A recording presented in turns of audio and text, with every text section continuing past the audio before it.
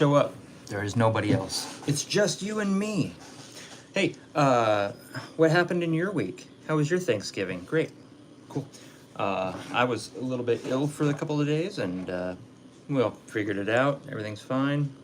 Still didn't get a haircut. You know, things happen. Hey, just wanted to talk about my week, and what's coming up. I'm doing general maintenance, like always. I did a tune-up on a Nissan Versa today, and that went well. The intake manifold on those is a nightmare to take off. Also, some repairs on some vans for a chimney sweep company. That's the one with the Suburban and the rock bouncer and the axle. You see some of those videos. What else? What else? Oh, he's got the Chrysler 300, and he bought a lumpy cam set for it. That's going to be fun because I got to tear the whole motor down now, and I got to just rebuild the entire engine all the way from the block up. So that's going to be interesting. Hey, I wanted to share something with you.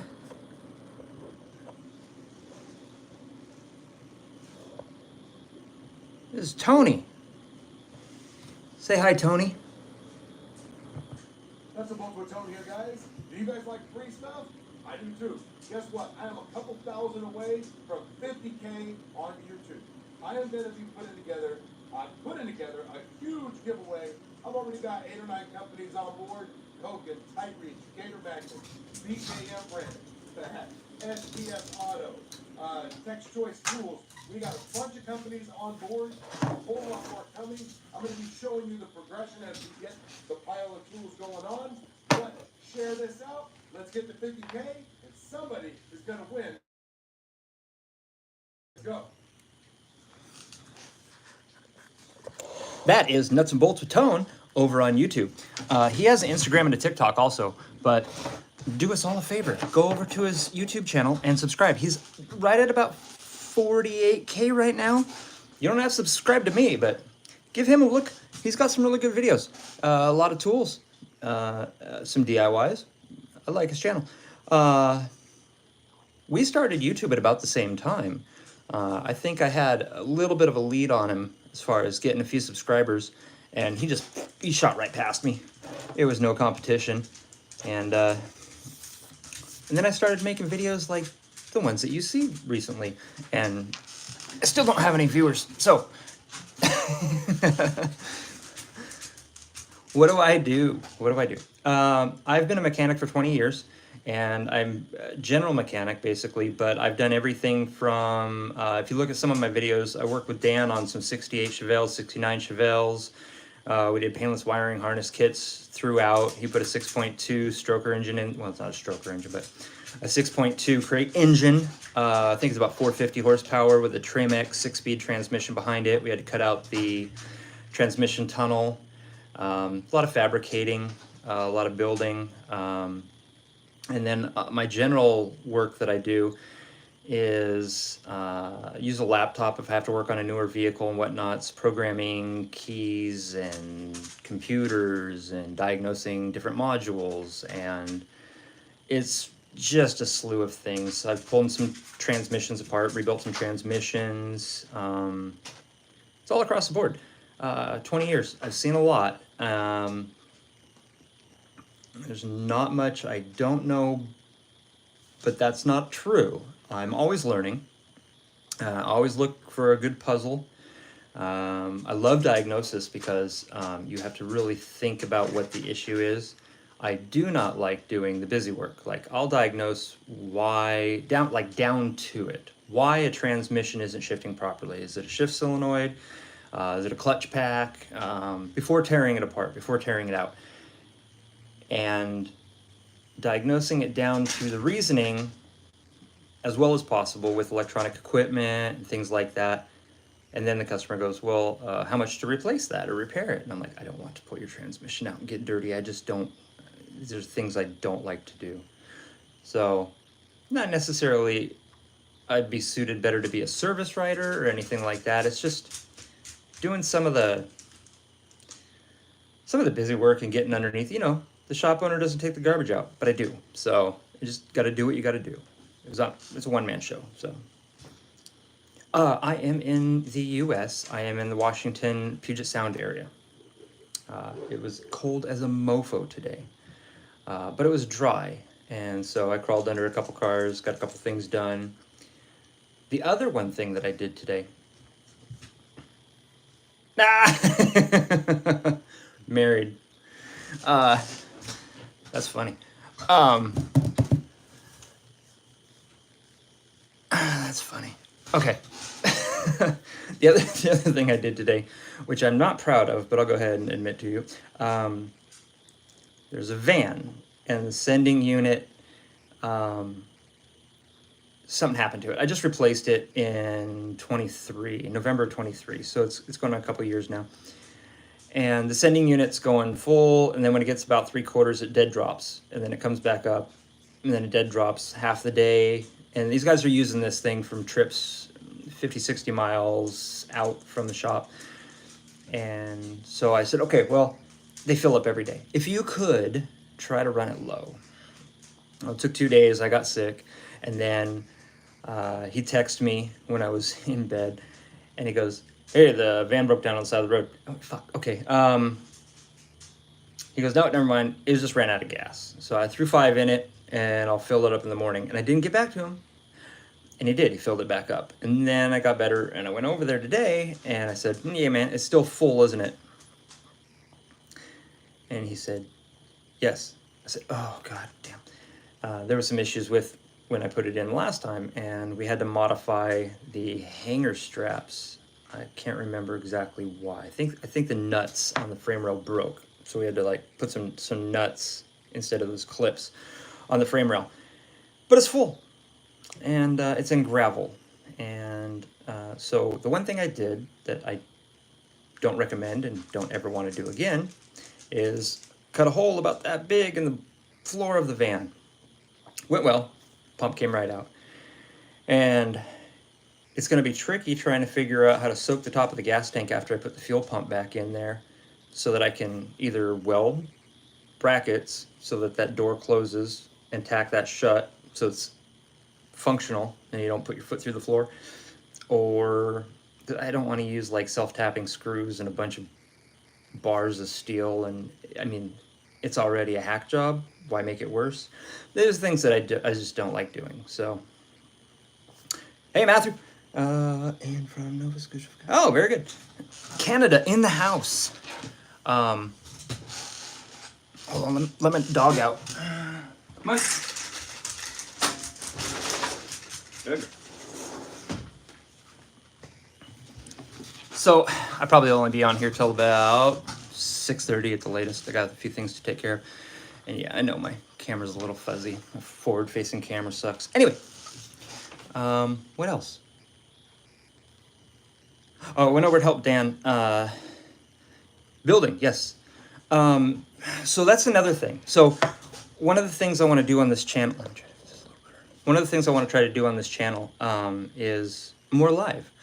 I tried to set up the camera a few times and record Dan and I working in the shop.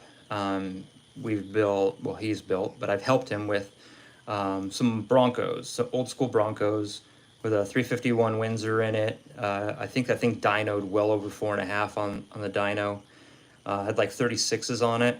I think they got it to 3rd gear, and they couldn't go into 4th gear because it tried to jump off the dyno because it was rated well over 450 horsepower. And with those big tires, it just wanted to take off. Another one that was a kit, fiberglass body kit. Just some old school GTOs and stuff like that. Again, we did a 69 Chevelle SS clone that's getting shipped out of the country at some point. Flat black. He did a frame off restoration. He tore it down, wire wheeled the frame down to bare metal, painted that all up, brand new hoses, brake lines, everything, put a crate motor in it, standard transmission. I want to say a TH400 or something like that, maybe a TH350. And then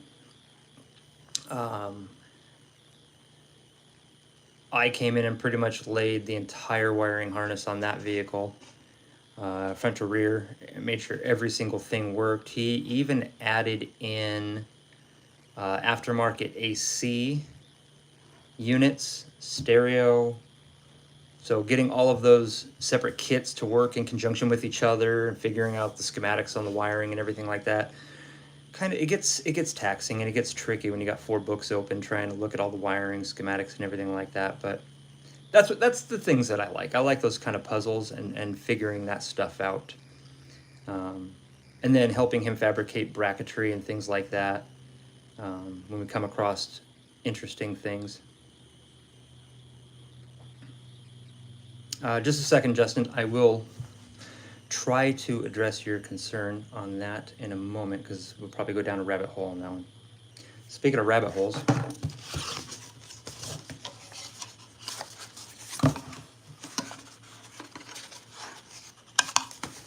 yes, literally, rabbit hole. Rabbit hole. This is a rabbit. They've just introduced Teach Mode. I'm not trying to sell you this product, trust me. I wouldn't buy one. But it was supposed to be the end-all answer to all of your needs. I think we have Siri for that. I'm not doing anything better with any third-party apps or accessories that I couldn't do with reminders or a notepad, or you just go back to a piece of pen and paper and just keep it in your pocket.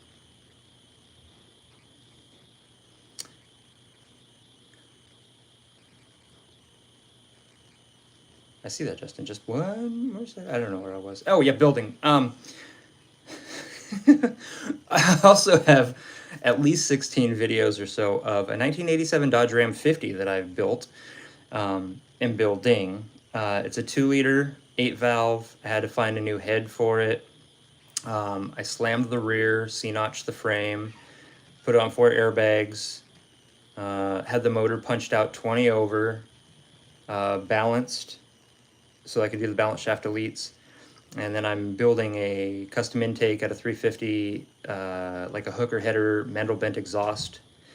It's gonna go Weber carburetor and then an ARM 500 supercharger, which is only good up to a 2.2 liter engine. Maybe put in like 7 pounds of boost directly into the head and then custom exhaust on the way out. So actually the frame touches the ground. And there's a lot of videos on my channel about that truck and what I'm doing with that. Tore the whole dash out, built a flat panel, and bought a whole gauge cluster setup for it. And everything's still in the boxes, and the motor is still on the engine stand, and everything is just in pieces. So at some point in my life, yes, I'll get back to that. But yeah, I like working with Dan and building. There's a couple of local mechanics, and we bounce ideas off of each other when we come across problems, lend each other tools and stuff like that. There's about 4 mobile mechanics in the area. So everything works well.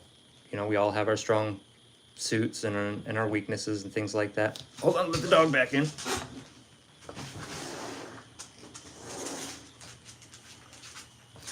So, anyway, enough about me, because I invited you here. What do I got? Justin. Why does my truck have high idle when I start it? Seems normal, but drives me crazy. Well, okay, so what year, make, and model? Carbureted. Is your high idle set right? Is it got a vacuum leak? There's thermal valves on older engines that once the temperature gets up closer to operating temperature, the thermal valve will change, and that'll redirect the vacuum lines. And you could have a vacuum leak prior to, if one of those valves is open and then closes when it warms up. You could have a vacuum leak on the downhill side. 18 Chevrolet. Okay, that's different.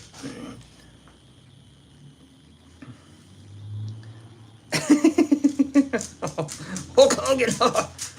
That's fucking hilarious.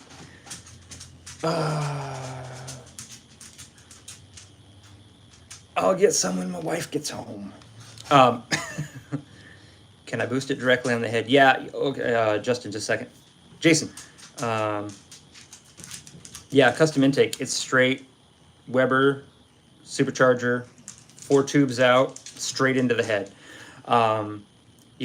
You'll get like that turbo overboost, especially when you're off throttle, it'll go, and there's no way to put a blow off valve on it because I'm doing a draw through supercharger. So I'm pulling stoichiometric, I'm pulling air fuel mixture through the supercharger into the intake, into the head. And so at overboost, I can't vent that because there's nowhere to vent that because it's combustible. So I can't vent it down a tube. If it hits a spark, it'll backfire. I also have to worry about backfires. So somewhere I have to integrate a turbo rubber tube that is sacrificial to explode if it does backfire so that it doesn't blow the turbo and the carburetor off and create a horrible, horrible mess.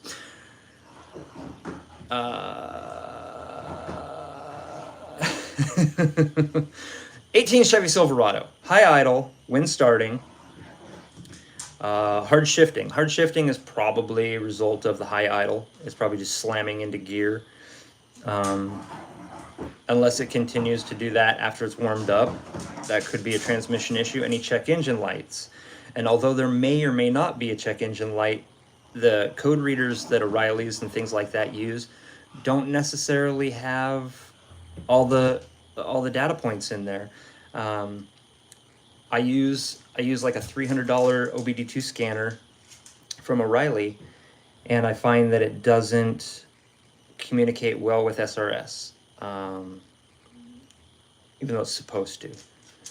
Get the laptop out. I use Auto Ingenuity. I don't have the programming modules for it, but it covers every vehicle, like Ferraris and Porsches and everything crazy like that. And speaking of Ferrari, that's why there's a picture of that on the beginning of this video. Quick story on that in a minute. I use a laptop to read all the PIDs on it was a 2005 Mercedes-Benz. It had 85 computer modules in it, like a door module, radio module, air conditioning module, driver's seat module. It was ridiculous how many computers are on that thing. And I have mostly bidirectional controls with all of those. So, again, with the 18 Chevy Silverado, there may be transmission codes that are present in the computer that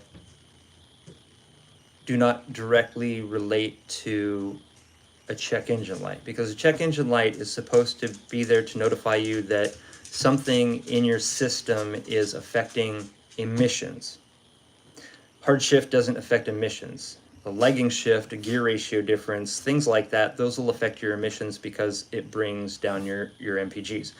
So if there's a hard shift, a bad shift valve, or something like that that the computer makes note of, it might be pending but not confirmed, and so it won't throw a code anyway. So you really want to read it with a better scanner as far as diagnosis goes. Seen it rev up and down on its own a couple times.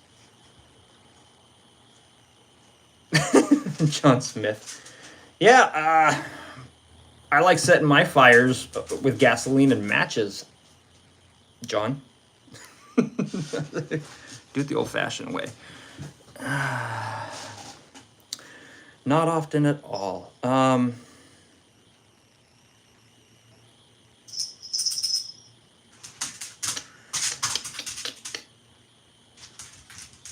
It sounds more like throttle body. And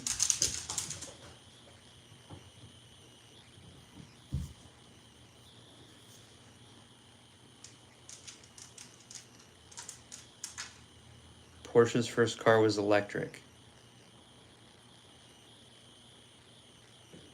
Honestly, I don't know enough about the history of electric vehicles to argue with you about that. However, what was it? Ford tried to make an electric vehicle back in the day. And those things were, was it Ford? Honda? The Insight? Something like that. Those things were atrocious, and they haven't gotten any better. And there's a smugness that seems to come with electric. No. There's a smugness that seems to come with electric car owners.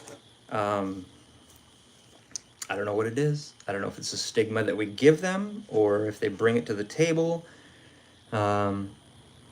Everybody in a Prius or a Tesla, and especially Tesla, is confusing to me. You're either driving 20 over or 20 under. In the wrong lane, by the way. So I just ignore it all. I don't have time to yell at people on the freeway anymore, honk my horn. Cut me off. It's okay. I really don't have the time to argue about that anymore. Oh yeah, no. We just had a power outage here. It lasted about 4 days in certain areas of the Puget Sound area, and I'm hearing all sorts of horrible stories about people who owned electric cars. Could be the throttle body. Throttle bodies being dirty, the airflow that the computer is expecting, it'll hunt. And so either the stepper motor in the throttle body itself is going out, or the sensor is getting dirty. 18 doesn't seem that old, but 6 years, what do you got, like 70, 80,000 miles on it? There's a few Fords. I want to say the 3.5, but it wasn't that old. I've replaced the throttle body on it twice. Same vehicle. And it started throwing a transmission code for no reason, and it was the throttle body. I don't know what that was about, but we narrowed it down. So it's hunting. There's a coolant journal that goes through the throttle body to preheat that, and like on the old Hondas and stuff like that, if there's air trapped in there, so if you're low on coolant, just a little bit, if there's air trapped in there, it'll do the same thing. It'll end up hunting. Dirty throttle body, bad throttle body actuator. I wouldn't necessarily say spark plugs, because that'd be more of a long start, bad gas mileage, low RPM-ish kind of thing, not more of a hunting thing. Trying to think. 18 Silverado is probably a 5.3 or a 6.2, depending on what you got going on there. I'm familiar with the 5.3. 6.2 is the same thing.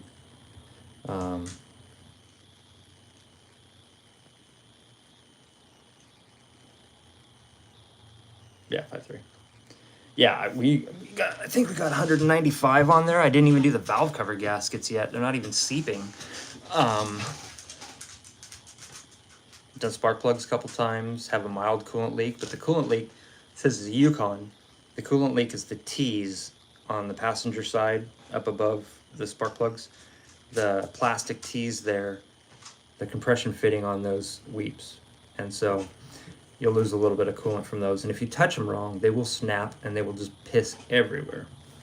Same with Fords, a lot of Chevys. I've never experienced a hunting issue on the idle. Have experienced a transmission issue on that, so you might want to look into that too. I can't remember which transmission it was, but pretty much all of them in that year range. The torque converter clutch touches the front inside where it gets its friction from. It actually shears off some metal, and that contaminates the transmission and it clogs up the filter. But before it clogs up the filter, it goes through the pump. And just destroys the pump. And then all of a sudden one day it'll start whining, and then it won't engage in gears unless it's cold, only for a minute. And I don't even think it threw any transmission codes. I think it just died. And that's not a cheap transmission. And then you got to get the upgraded billet torque converter. I'm trying to scare you, but just like things to look into. I try to educate people on the cost of ownership on vehicles. You want to buy a Ford F-150? Cool. Don't buy the 5.4. 4.6 is better. It seems to last longer. The 5.4 Triton engines had 3 variations, and I think it was the 2 valve that sucked. Avoid cars in the early 2000s. There was some contamination in some of the aluminum manufacturing processes, and a lot of the engines, not just the aluminum manufacturing processes, but I've seen the inside of the cylinder walls on a few of the engines in the early 2000s have a lot of pitting, and it seemed more like Fords on cylinder walls, pits. So I try to remember all of these things. And if somebody wants to buy a car, like I won't touch a Prius. I won't even look at it. I won't diagnose it. I'm done with them. I think a Toyota Avalon's the same thing. There's certain Toyota Avalons that have a Prius computer and a Prius engine hybrid system. I found out the hard way, and I won't touch those either. But I do recommend Toyota. I do recommend Honda. I don't like Nissan. You know, my preferences. Everybody's are different. But I'll give you an example why. Like Nissan Altimas, the front covers leak. And when they start leaking, you have to tear the entire engine apart. The front cover's got to come off, but it's sandwiched between the head and the oil pan. The oil pan pickup tube goes down into the oil pan. So to get the front cover off and the oil pump, you have to take the lower pan off. Lower pan isn't just a lower pan, it's the bottom half of the engine.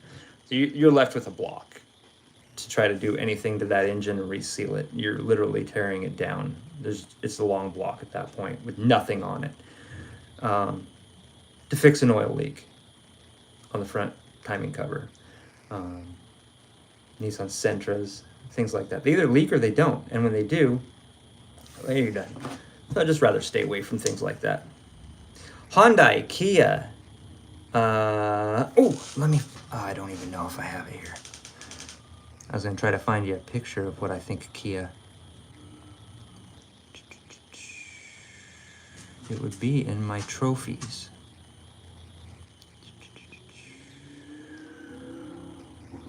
See if I can find it real quick. Nope.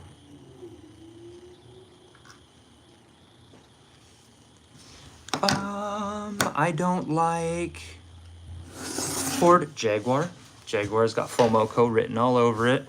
Land Rover's got FOMOCO written all over it. Hyundai and Kia, if you look at the engines, they have FOMOCO written all over them. They utilize a lot of Ford products if they are not Fords themselves.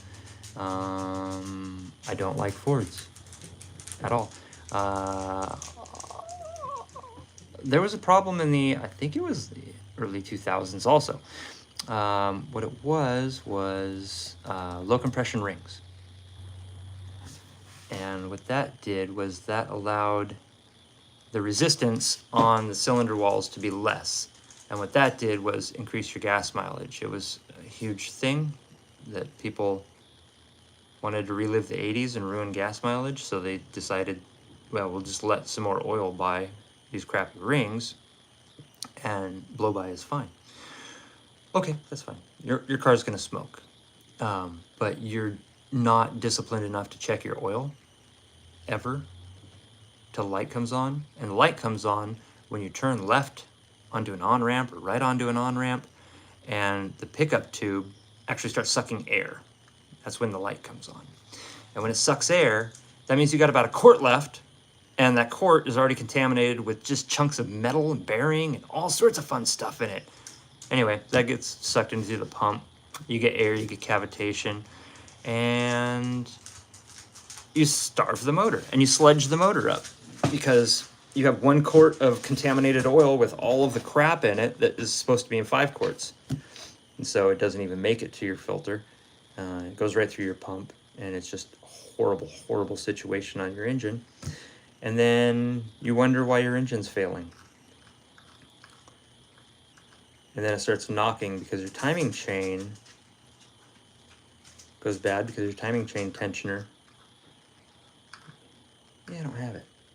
I had a motor, just family members. I think it was a 17 Kia Sedona. This is what I was going to say about Kias. It's a Hyundai is a Kia. It's the same thing. I don't know that picture now. It's on one of my videos. I made a diorama that said Kia. Out of all of the engine parts that broke when this thing exploded, yeah, he was rodding it, but he ran it low on oil, and so the oil light came on when it started knocking. And he threw about 4 quarts in, brought it back up to normal, and then drove it for, I think it was 48 hours or something like that, and it was still knocking a little bit, and got stuck at the bottom of a hill behind a row of cars behind a school bus. And the school bus pulled over, and he ended up right behind the school bus, and the school bus pulled over mid-hill, And so he wanted to go up the hill. So he gunned it, probably RPM'd it up past 6. And this is a 3 point, I want to say 3.8. I don't remember at the moment.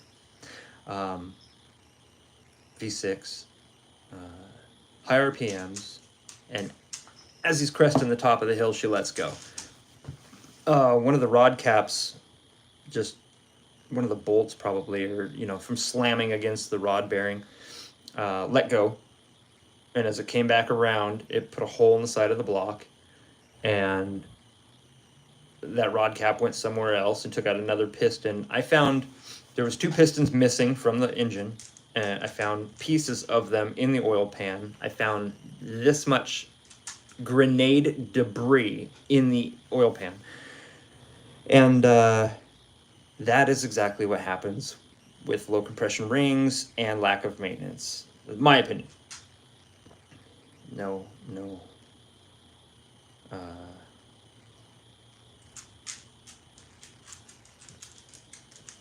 scientific proof to back that up. You can do your own research. Hey now, let's be nice in the chat here.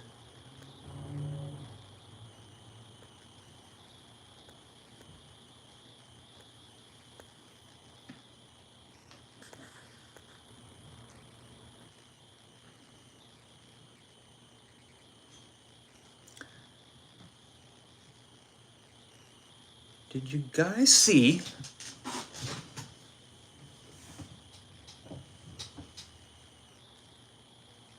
Let me move this over. I want to share something with you anyway. One more thing. 'Cause I gotta go. I want to share one more thing with you. Oh, I'll just share it. Same video I shared you first time. This guy right here.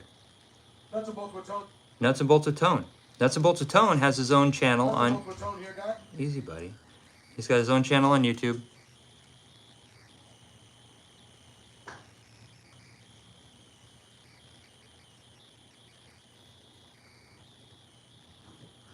Nuts and bolts with tone here, guys. Do you guys like free stuff? I do too. Guess what? Nuts and bolts with tone here, guys. I'll cut it short, but go check out the beginning of this video, and I'll talk to you guys tomorrow. 50K